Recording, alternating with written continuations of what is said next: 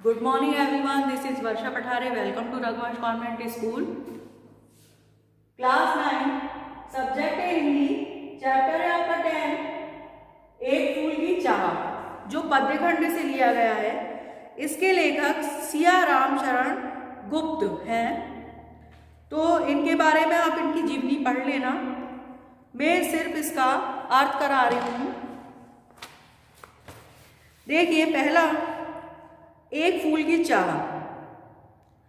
उद्वेलित कर अश्रु राशियां हृदय चिताएं धधका कर महामारी प्रचंड हो फैल रही थी इधर उधर। ये जो पद्य है वो महामारी के ऊपर लिखा गया है। तो ये 4 पंक्तियों का अर्थ देखिए।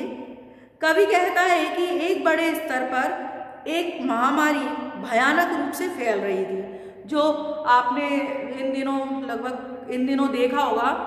जो इसको भी अपन, जो कोरोना था, इसको भी अपन क्या कहेंगे, एक तरह की महामारी थी। तो इसी प्रकार की महामारी का जो पूरे देश में, पूरे संसार में फैलती जाती है, मतलब इससे कोई भी नहीं बच पाता, उसको महामारी कहा जाता है। तो इसी प्रकार की एक भयानक बीमारी, महामारी फैल रही थी, जिसे कोई भी नहीं रोक पा रहा था, जिसने लोगों की भावनाओं को ठेस पहुंचाते हुए आंखों से आंसुओं की नदियां बहा दी थी।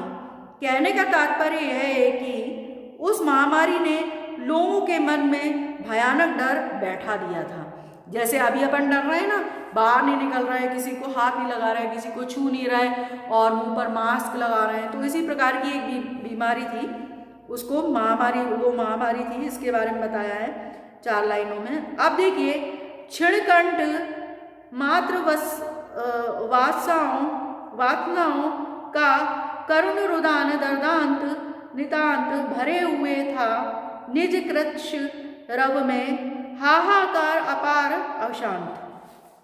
अब देखिए, कवि कहता है कि उस महामारी के कारण जिन औरतों ने अपनी संतानों को खो दिया था, उनके कमजोर पड़ते गले से लगातार दिल को दहला देने वाला ऐसा दर्द निकल रहा था, जिसे दबाना बहुत ही कठिन था। मतलब जिनके बच्चे जो छोटे थे वो भी इस बीमारी के कारण मृत हो गए थे, तो उनका करुण रुदान ऐसा था कि उससे उनका गला भर गया था, पर उसको रोक पाना बहुत ही कठिन था।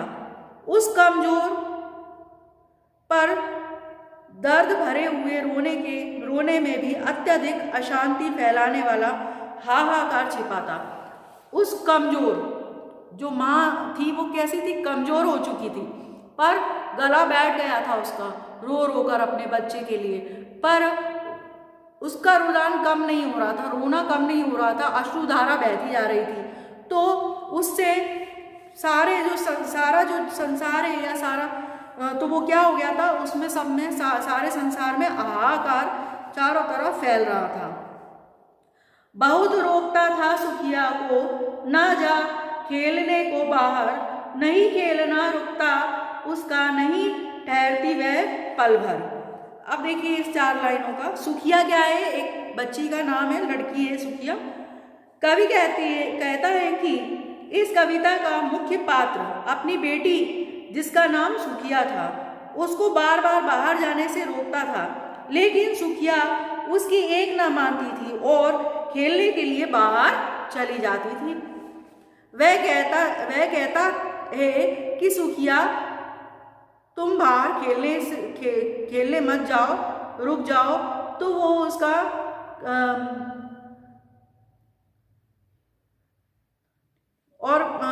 क्या है, वह उसका कहना नहीं मानती थी और घर के अंदर बिल्कुल भी नहीं टिकती थी, बाहर चली जाती थी।